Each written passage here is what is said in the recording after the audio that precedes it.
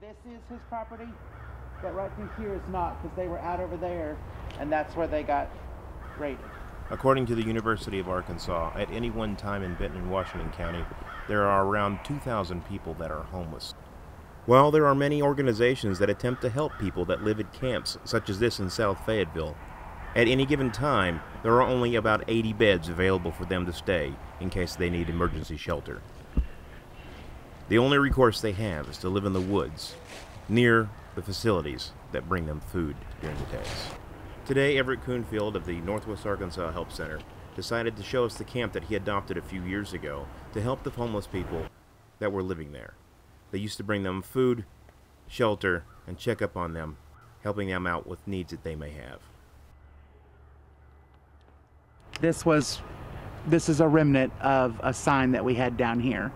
And this was, anybody who came by they signed it.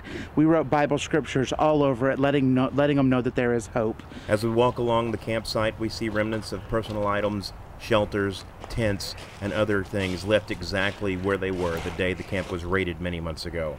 It was raided due to rampant drug use, crime, fights, and rapes. There's been multiple rapes down here, multiple. Quite a few of the people.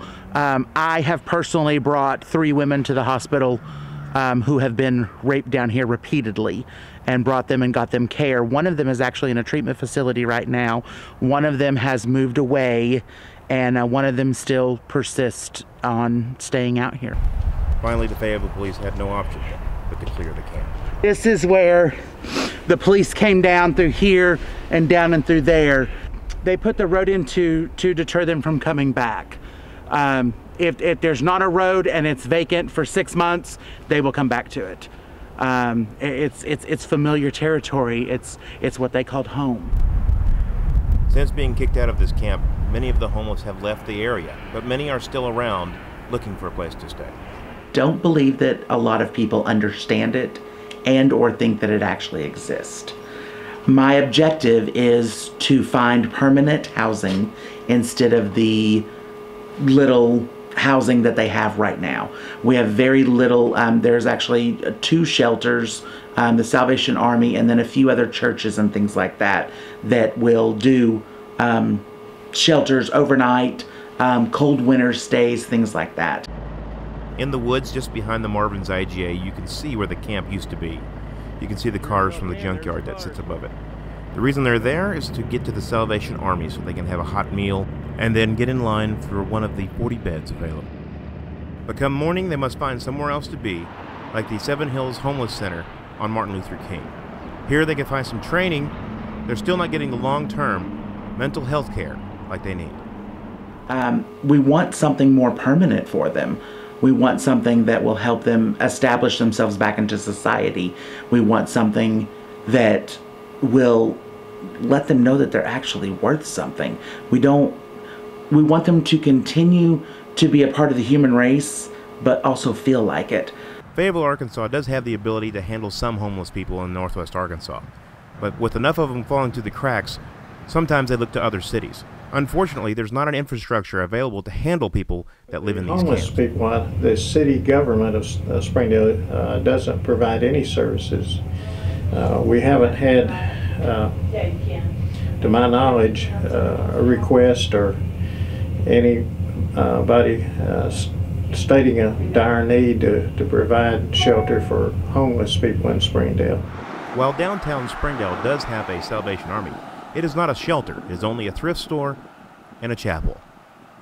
However, the city of Springdale does provide benefits for people who are indigent or have trouble getting around.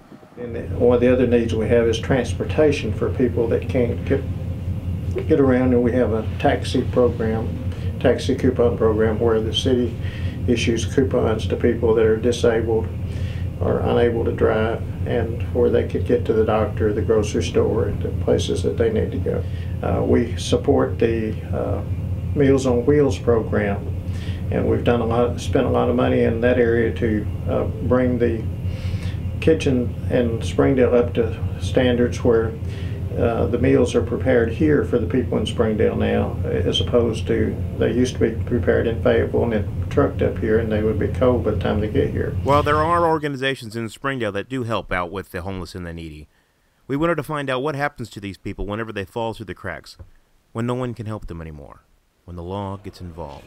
We spoke with Lieutenant Kevin Lewis of the Springdale Police Department. Well, we go out, we check them, and we make sure they're not wanted. They don't have any warrants or they're wanted by any state or any local police officer, or police agency, sheriff's agency, anything like that.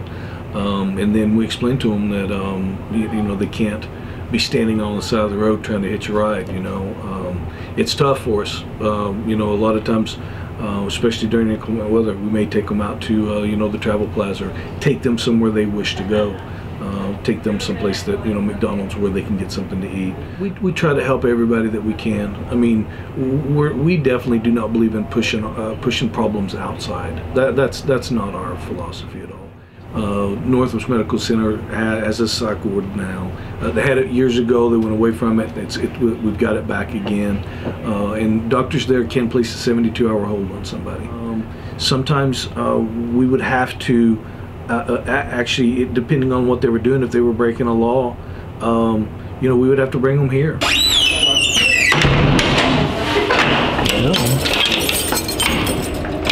While many homeless camps are far away from the road and deep into the woods, some are just right there in front of you. You've been driving by them for years. We're on the corner of Razorback Road and 6th Street. Well, we're a little bit up from that. This was one of the very first camps that I ever knew about years and years ago. This was one of the very first camps that we ever tried to go into, and this was one of the very first camps that were destroyed years ago. It's probably been about 1.5 to 2 years since this one was disbanded. And I use the word disband. They were raided. This is the path we're going into some of the places. I think this path actually might lead back out into where the construction is actually going on right now. The construction of the roads, how the road was done for the Razorback games and things like that, so to beautify the area. The construction ran them off because they don't want, Fayetteville doesn't, cities do not want people to know that there are homeless people laying around whenever you're driving back and forth to sporting events and or things like that. Plus our homeless, I call them friends. I've made friendships with them, and I want to continue to use that. Our homeless friends don't want people to know that they're here because they don't want to be harassed. They don't want to be bothered. And then some of them just want to be out of earshot from everyone. So the next time you see a man walking down the side of the street that looks like he's homeless, he's bundled up in the winter and look like he's on for a long trek, remember, he does have a place to have a hot meal. He can find a place to take a shower. He can find a place to converse and worship. And if the weather turns bad, there's people that will take him in. But every night, when you go to sleep in your warm bed, all he has, for the most part, in Northwest Arkansas, is a tent or a sleeping bag.